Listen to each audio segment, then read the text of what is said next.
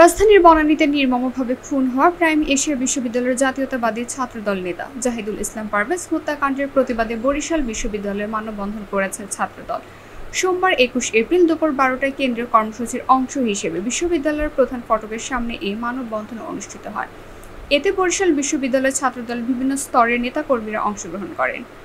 মানববন্ধনে বক্তারা বৈষম্য বিরোধী ছাত্র আন্দোলনের সংগঠনটিকে অরাজনৈতিক বলে আখ্যা দিয়ে বলেন, ছাত্রদল নেতা পারভেজকে হত্যা একটি পূর্ব পরিকল্পিত রাজনৈতিক সন্ত্রাসী হামলা ও ছাত্র রাজনৈতিক ইতিহাসে এক কলঙ্কজনক অধ্যায়।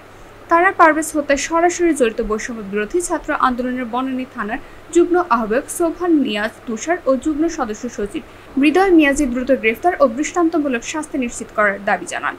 এ সময় উপস্থিত ছিলেন মোহাম্মদ আব্দুল্লাহ নূর কাফি, জিয়াদুর রহমান, এ আরাফাত ওসমান সাকিব, মোহাম্মদ রিফাত মাহমুদ, মোহাম্মদ সাজ্জাদ হোসেন ও সোহাগ প্রমুখ। আমরা আজকে এই জায়গায় দাঁড়াইছি, আপনারা জানেন বাংলাদেশ জাতীয়তাবাদী ছাত্রদলের প্রাইম ইউনিভার্সিটি শাখার মেধাবী ছাত্রনেতা পারভেজকে নির্মমভাবে হত্যা করেছে। এই হত্যার সাথে সরাসরি বৈষম্য বিরোধী দুই নেতা সরাসরি তারা যুক্ত ছিল।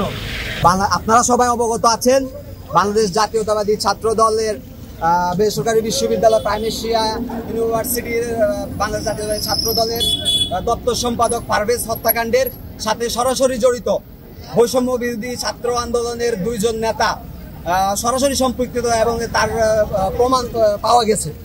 আমাদের ৫ আগস্টের পরেও আমাদের ছাত্র দল সবসময় নির্যাতন, গুম, খুনের শিকার হয়েছে। এখন পরবর্তী সময়েও এখনই সেম তরিকায় নির্যাতন, গুম, খুনের শিকার হচ্ছে।